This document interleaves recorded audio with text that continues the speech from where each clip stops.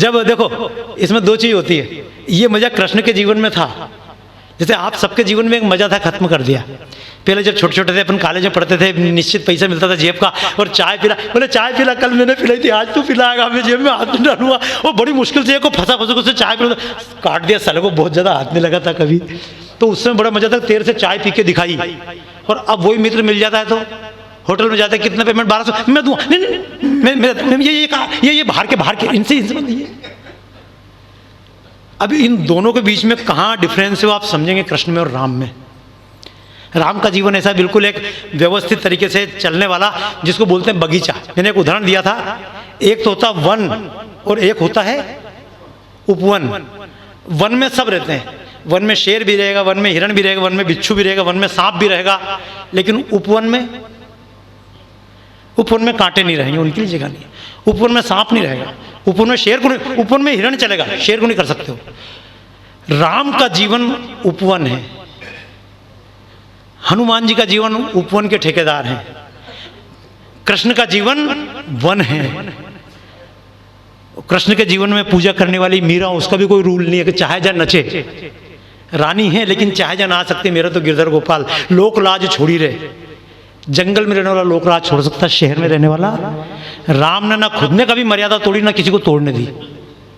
और फिर एक मजेदार बात सुनना, राम के जीवन में आप लोग पढ़ते हो, लेकिन मैं बता रहा हूँ रसिक भाई, आप लोग सब पढ़ते हो क्योंकि सबके परिचय कराते, राजा जी तायल जी हैं, ये है वो है, सबका परिचय कराया भैया, भूषण जी हैं, पर अब सुनना, सबकी बता रहा हूँ, सब अपनी अपनी फील्ड के मास्टर। मैं आपको बताऊँ, आप क्यों नहीं सोचते हो राम के जीवन में एक आदमी ऐसा बताओ जिसने राम ने कहा उसका विरोध किया हो। कोई ऐसा आदमी, राम ने कहा इधर चलना, उसने कहा नहीं इधर चलेंगे। कभी राम के जीवन में एक आदमी के राम जी बोलते तू वहां चला जा, और वो बोलते मेरे को तो नहीं जाना, ऐसा कोई हुआ? सोच के बताओ। लक्ष्मण को कहा तू ये करोगे, सीता को छोड़ के जा, बोलोगे तू ये खड़ा हो जाना, बोले वहां खड़ा रहे, सब कुछ ओके डन, आपने जो बोल दिया लास्ट एंड फाइनल। हनुमान को कहा, हनुमान ने कभी इधर उधर करा क्या कि उनने कहा तू यहाँ बैठ के भजन कर, हनुमान जी के मैं चाय पीने जा रहा हूँ। भाई अपनी तरफ से कुछ नहीं, जो कह दिया फुल एंड फाइनल। कृष्ण के जीवन में एक आदमी ऐसा बताओ जिसने कृष्ण का कहा वैसे ही मान लिया हो। नहीं सोचो भारत भूषण जी नहीं, देखो ये कृष्ण का मजा यही है, आपका कॉस्मेटिक भी चल जाए, इनके जूते भी चल जाए, लकड़ी भी चल जाए, नंगे पैरों तो वो भी चल जाए, मिठाई मिल जाए तो वो भी चल जाए, माखन मिल जाए तो चल जाए, कुछ नहीं भाई, सब कुछ, उनसे कुछ भी बाहर नहीं है। कृष्ण का जीवन है ना, उसका शब्द है कृष्ण, कर्ष्यते इति, कृष्ण जो खींच लेता है। मैं इसलिए कई बार बता रहा हूँ, मेरे मन में इच्छा हुई थी राम कथा करूं, तो राम कथा तो एक बार करी, 3 दिन में मैंने फिर भी कुछ राम कथा कर ली, लेकिन कृष्ण कथा एक बार करना चाहिए। तो 15 मिनट करने के बाद मैं इतना रोया कि फिर कार्यक्रम खत्म करके मैंने कहा जय राम जी की भैया फिर कभी करूँगा। आप समझ नहीं सकते उन परिस्थितियों को, क्योंकि अभी तो मैं कृष्ण की खाली इतिहास की बात कर रहा हूँ, लेकिन कृष्ण का जो आध्यात्मिक शब्द सुनेंगे तो आप आश्चर्य कर जाएंगे। कृष्ण का अगर योग सुनेंगे तो आप आश्चर्य, योग कहाँ है? हम तो बाबा रामदेव को देख के योग सोच रहे हैं, अरे जो इस योग से परे, उस समाधि की अवस्था से परे, उसके बाद आप क्या कहोगे? तो कृष्ण का जीवन किसी भी फील्ड में ऐसा नहीं जो आधा हो, वो तो हर जगह फुल। कृष्ण के जीवन की स्थिति आप कल्पना करो, दुर्योधन, आपको मालूम है महाभारत युद्ध के पहले गए कि भैया कृष्ण जी तुम किसकी तरफ से बोलो, तुम हमारी तरफ से, और आपने सुना दुर्योधन भी पहुंच गया था और अर्जुन भी पहुंच गया, और दोनों जाके बैठ गए, तो उन्होंने कहा तेरे को क्या चाहिए, बोले तेरे को क्या चाहिए, सुना ना आपने। अब आपको एक बार बता दूं, कृष्ण का एक लड़का था, उसका नाम था सांब। क्या नाम था? ये मैं आपको नाम इसलिए बता रहा हूं, अगर नाम हो सके तो आप सर्च कर लीजिएगा, कहीं नोट कर लीजिएगा और घर जाके सर्च कीजिएगा तो बड़ा मजा आएगा कि अर्जुन और कृष्ण कौन थे आपस में? नहीं, अर्जुन और कृष्ण जो थे साले जीजा थे। कृष्ण भाई, सुभद्रा जो थी कृष्ण की बहन, उसकी शादी किनसे की थी? अर्जुन से। लेकिन अब सुन लो, ये तो शादी थी कृष्ण की बहन की शादी अर्जुन से हुई, पर कृष्ण का सगा लड़का था, उसका नाम था सांब। सगा लड़का जामवंती से पैदा हुआ, उसका विवाह किससे हुआ था? दुर्योधन की सगी लड़की थी लक्ष्मण। हाँ, दुर्योधन की सगी लड़की से कृष्ण के लड़के का संबंध हुआ था, दोनों समधी थे आपस में। और जब ये महाभारत प्रारंभ हुआ तो उसके पहले दुर्योधन ने सबने चालू किया, भैया तू हमारे मामा, तू हमारा काका, शल्य तू मेरी तरफ से लड़ेगा, तू मेरी तरफ से लड़ेगा। कृष्ण को पहले लग गया था कि लफड़ा होगा कल को जाके।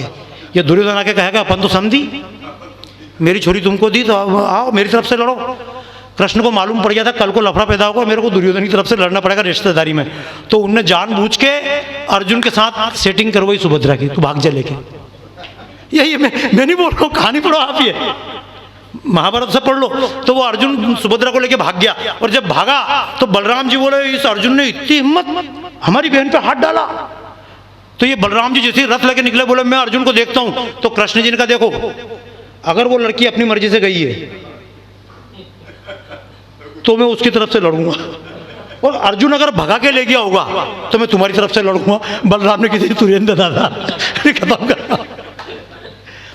कृष्ण को पता था कि भविष्य में दुर्योधन उस तरफ से लड़ेगा और मेरे पास में कोई ऑप्शन नहीं बचेगा, इसके समधी होना तो लड़ना पड़ेगा।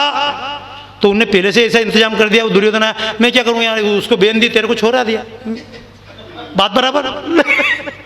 लेकिन समझना, ये मैं आपको इसलिए बता रहा हूं कि ये थे उस समय देश में जो नरकासुर नाम का व्यक्ति बता रहा हूं, उस नरकासुर का काम था लड़कियों को कैद करना। और जब सब लड़कियों को कैद करके उसने रखा, 16,000 लड़कियों को कृष्ण को मालूम पड़ा। तो ये कहानी बता रहा हूँ, ये कहानी महाभारत में आप पढ़िएगा, भागवत में मिलेगी आपको, क्योंकि भागवत है ना, भागवत भक्ति ग्रंथ है, इसलिए उसमें सब चीज़ वैसी नहीं मिलेगी। एक बार क्या हुआ, कृष्ण द्वारका में बैठे थे, इसलिए कृष्ण द्वारकाधीश बोलते जरूर, लेकिन द्वारका के राजा, कृष्ण का राज्य तिलक नहीं हुआ था। कृष्ण ने कहा था हमारी खानदान में कोई राजा बन नहीं सकता, क्यों? क्योंकि श्राप है यदु को दिया हुआ, इसलिए यदुकुल में कोई ऐसा राजा नहीं बनेगा। इसलिए वहां के, इसलिए बोलते द्वारका नरेश, कृष्ण नरेश वरेश वहां के नहीं थे। कृष्ण ने तो ये किया, जब ये 17 बार आक्रमण हुए मथुरा पे, जरासंध ने आक्रमण किए, तो इनने 18वें आक्रमण में क्या उस्तादी करी। इधर तो आक्रमण चल रहे थे, उधर चुपचाप चुपचाप द्वारका में कोने में जाकर नगरी का निर्माण, कंस्ट्रक्शन ठेका दे दिया पहले ही। इधर जब चौथी 5वां आक्रमण हुआ ना, तब से उधर कंस्ट्रक्शन चालू और राजधानी कंप्लीट बन गई। 17वीं बार जब आखिरी आक्रमण किया तो आप आश्चर्य करेंगे, जैसे ही आखिरी 17वीं बार आक्रमण किया तो कृष्ण आगे आगे भगे, कृष्ण और बलराम, और पीछे पीछे जरासंध भाग रहा पीछे पीछे। और ये आप देखते हो ना, गोवा, इसका नाम है गोमंतक। तो गोवा के पास एक पहाड़ी पड़ती है, तो कृष्ण जाकर उस पहाड़ी के अंदर उसके ऊपर चढ़े, तो उसने नीचे देखा, उसने जरासंध ने ऊपर चढ़ गए, तो बोले हाँ, बोले एक काम करो, चारों तरफ से पहाड़ी घेरो। तो पहाड़ी को 3 तरफ से घेरा, और जब इधर से पहाड़ी घेरी, उधर समुद्र था, तो चारों तरफ से घेरने के बाद इसने आग लगा दी। और जैसे ही पहाड़ी में आग लगे, कृष्ण उधर की उधर उतर के द्वारका पहुंच गए। और ये बेचारा सोच रहा है कि जला दिया रे, निपटा दिया अब तो कृष्ण को, ये वापस आ गया। इसके आने के बाद मालूम पड़ा वो तो जिंदा बच गए, वो वहां में पहुंच गए थे। जब बाद में महाभारत होने लगी तब जरासंध सोच रहा मैंने तो निपटा दिया था, ये कौन नया आ गया। ये कहानी मैंने क्या बताया कि कहानी कृष्ण की कही जाती है दान के लिए, कि आप कहानी इसलिए सुनो कि मेरे पास आपसे ज़्यादा ज्ञान है। मैं इसलिए कहानी नहीं बोल रहा हूँ मेरे पास आपसे ज़्यादा ज्ञान है। भाई लोग आके पाँव छीते हैं। अब आज तो कितना पवन जी का मैंने देखा, मैं उनको सम्मान करना चाहता हूँ, उनकी आस्तिकता को, भावना को कितना सम्मान करते हैं। हंसराज जी मिलते हैं, इतना सम्मान करते हैं बाबा का। मैंने कि तुम बाबा को बिगाड़ोगे, इतने पाँव छींची के मतलब फिर तुम ये कर दोगे बाबा जी को पाँव चाहिए, बाबा जी को ये पैसा भी देना, ये पैसा ले जाओ। और फिर महाराज जी बोलते जब पैसा आ रहा तो फिर पैसे वाले को पटाओ। अब जैसे मैं कार्यक्रम करता हूँ तो मेरे पास, मैं सीधा बोलता हूँ मेरे को जान देने वाले चाहिए, महाराज बोलते हमको दान देने वाले चाहिए। अब लोग कई बार चुपचाप कार्यक्रम करते, फिर बाद में बाबा जी आपकी कोई गौशाला है? तो मैंने किन्नी है, काय को पूछ रहे हो? तो बोले आपकी कोई गौशाला हो तो कुछ सेवा। तो मैंने की गौशाला तो नहीं, गाय बहुत है। तो बोले कहाँ आपकी गाय? मैंने की देश की किसी भी गाय की सेवा कर देना, मेरी सेवा हो जाएगी। भाई मेरे पास कोई गौशाला के लिए आता, पैसा ले जाओ तो मैं बोलता हूँ भैया देश की किसी भी गाय को भोजन करा दो, ये आपका कर्तव्य, उस गाय को भोजन करा दो, है ना। किसी भी बच्चे को पढ़ा दो, मोहल्ले पढ़ो, उसे समझ लेना मेरे उसमें आपने योगदान दिया। क्योंकि मैंने बताया कि हमने सब कुछ किया। कृष्ण का जीवन इसलिए है कि कृष्ण ने पूरे भारत को एक किया था, यह समझ लो। कृष्ण ऐसे व्यक्ति थे जिसने पूरे देश को एक किया। कृष्ण का एक सिद्धांत था पूरे देश में एक राजा होना चाहिए, लेकिन ऐसा कोई उपयुक्त आदमी मिला नहीं। उनको नीचे मिला भीष्मक, तो वो काम का नहीं, उसकी बहन से उन्होंने शादी करी, वहां संबंध बना लिया। फिर उनने शिशुपाल था, वो पंगा कर रहा था, उसको मार दिया, कंस को खत्म कर दिया। अब एक ताकतवर बचा था जरासंध। तो आपको मालूम है वो कहानी, आप पढ़िएगा खुद। कृष्ण गए और जरासंध ने बताऊं क्या कर रखा था। जरासंध का महल था और राज्य था, उसके आसपास, पहाड़ी के आसपास उसने एक सिस्टम बनाया हुआ था, अलार्म सिस्टम। अगर उसके राज्य में कोई भी घुसता तो बाजे बजते थे।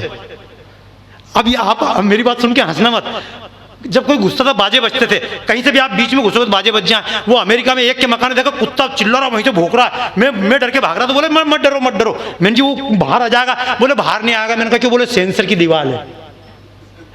आप समझना, जैसे कि लक्ष्मण रेखा है ना, सेंसर की दीवार बना दी यहाँ से वहां तक, तो वो कुत्ता उसे क्रॉस नहीं करेगा। आपको लगेगा कुछ भी नहीं, उसको मालूम है ये दुनिया यही तो है ना, आपको मालूम भूत है कि नहीं, पता पड़ा है कि नहीं, यही बैठा हो बगल में। इसको आप मजाक में समझना। देखो मैं खाली एक बात बताऊं, तमाशा खुल के देखो। हम तो ये पूरा चंडी घाट शमशान रात रात खूब घूमते रहे वो चक्करों में, बोले मैं मुर्दे को जिंदा कर दूंगा, उसको ये कर दूंगा, उसमें ये कर दूंगा, प्राण मैंने डाल। वो बोलेगा ऐसा हो जाएगा, मैंने कर ले। तो बोलेगा तुम्हारे जीवन को खतरा, मैंने कौन चिंता कर रहा है जीवन की, घर पे कौन बैठा हुआ हमारे, तू तो कर जो करना है। फिर नहीं मैं बता रहा हूँ, अच्छा उसने खूब डराने की कोशिश करी, मैंने क्या कर लेगा, तो बोले किसी को मूठ मार देंगे, किसी पे हम ये, मैंने एक काम कर सोनिया गांधी को निपटा दे। नहीं सच बता रहा हूँ मैं आपको, मनोज से पूछना, उस जब तांत्रिक से लड़ाई हुई, बोले मैं ये कर दूंगा, मैंने दाऊद को निपटा दे, मैं पैसे देता हूँ। बोले बहुत पैसा लगेगा, मैंने मांग लूंगा सबसे, तू निपटा तो सही उसे। मैंने तू दाऊद को निपटा दे, तो बोले दाऊद को, तो फिर मैंने मेरा क्या बिगाड़ लेगा रे, जब तू दाऊद को नहीं निपटा तो सोनिया गांधी को नहीं निपटा सकता, तो मेरा क्या बिगाड़ लेगा। लिया तेरे भूत पलित को कितने ला रहा है। तो आप समझना बात को, मैं आपसे हमेशा बोल रहा हूँ, एक होता है भागने का, दूसरा होता है जागने का। सबका काम था भागने का, कृष्ण का काम था जागने का। कृष्ण ने ये किया, उस समय जो मैं असम की बता रहा हूँ 16,000 लड़कियां बंद थी। एक बार कृष्ण बैठे हुए थे तो उन्होंने देखा इंद्र आ गया हाथी पे बैठ के। कृष्ण ने कहा तेरे को क्यों आया, कौन, तो उसने कहा मैं इंद्र हूँ। तो बोले तेरे को क्या चाहिए, समझना इंद्र मतलब तिब्बत के ऊपर का राजा, इसको बोलते हैं देवलोक, जिसको आप कहते हैं भूटान। ये भूटान नहीं था, इसका नाम था भूतान। यहाँ भूत नाम की जाति रहती थी, जिसको कहते हैं नागपुर, ये नाग नाम की जाति रहती थी। कोई मनुष्य थे और कोई नहीं थे, ये दिल्ली पहले नागों की बस्ती थी। तो वो कृष्ण के पास वो इंद्र गया, उसने कहा क्या चाहिए, बोले चाहिए कुछ नहीं, ये वो जो एक नरकासुर ये है बड़ा खतरनाक है। तो बोले कि क्या किया उसने, बोले वहां स्वर्ग में आया और मेरी माता जी के कुंडल उतार ले गया। तो बोले तेरी माता, बोले इज्जत खराब करने के लिए, कोई कहीं जा किसी के बाप को 2 जूते देके आ जाए तो आदमी की तो इज्जत खराब हो गई ना। तो बोले और क्या हुआ, बोले वो छतरी भी ले गया। 5 मिनट और चल रहा था, बोले छतरी भी ले गया। छतरी क्या होती है, छतरी होती है सेटेलाइट, क्योंकि इंद्र होता है वर्षा का देवता। तो जैसे चाइना चाहिए जब पानी गिरा लेता, अमेरिका कई बार करता ना, पानी गिराना भी उनके हाथ में और पानी हटाना भी। तो उसने कहा हमारी छतरी ले गया, सेटेलाइट ले गया, इंद्र तो पानी का देवता। बोले और क्या, बोले मेरी माता जी कुंडल भी ले गया। तो कृष्ण का तेरे को क्या चाहिए, तो बोले एक काम करो तुम उसे मार दो। तो कृष्ण का मैंने ठेका ले रखा क्या, तेरी छतरी ले गया तू निपट। लेकिन ये देवता जितने होते हैं इनमें खुद में उलझने की ताकत नहीं रहती है। जैसे आप जितने व्यापारी बैठे हो ना, कहीं का गुंडा आगा तो खुद नहीं जाओगे, दूसरे गुंडे को पकड़ के लाओगे, उसको देख लेना यार। मैं बता रहा हूँ, आप देवता ताली बजाओ देवता लोगों। जो चौराहे का गुंडा वो खुद निकल के आ जाएगा आज तेरी। लेकिन आप तो वो देवता ऐसा, इंद्र बोले कि मेरी माता जी, बोले तेरा क्या, तू निपट। बोले मैं नहीं, मैं क्या करूँ, मेरे को मार गया, तुम निपट लो। तो कृष्ण जी ने फिर कहा भैया मैं क्यों निपटूं। तो उसने कहा देखो तुम मेरे लिए मत लड़ो, वो 16,000 लड़कियां बंद कर रखी, उनको तो मुक्त करा, तो बेचारी उनकी जिंदगी खराब हो रही। कृष्ण ने कहा कि ठीक है। कृष्ण ने कहा मेरे को 2 चीज़ चाहिए। बोले क्या क्या चाहिए, बोले एक तो सुदर्शन चक्र चाहिए। ये सुदर्शन चक्र कृष्ण के पास था नहीं। ये कहानी ये मत समझना कि मतलब मैं ज्ञान बघार रहा हूँ, अभी तो मैं स्टार्ट कर रहा हूँ, बाद में कभी कहानी कहूँगा। ये सुदर्शन चक्र कृष्ण को इंद्र ने दिया था, स्वर्ग में था। और ये चक्र ऐसा था, ऐसे हाथ से भी चला सकते थे और धनुष में रख के बिल्कुल मिसाइल की तरह भी चला सकते थे। इसकी 2 विशेषताएं थी। जब शालू को मारा था मिसाइल की तरह चलाया था। ये कहानियाँ जैसे मैंने कहा, राजेश जी बोल रहे हैं, मैं बहुत संक्षेप में यहीं पूरी कर दूंगा, फिर बाद में कभी बैठ जाऊंगा चेतना के लिए। जब आप कहेंगे मैं तैयार रहूंगा।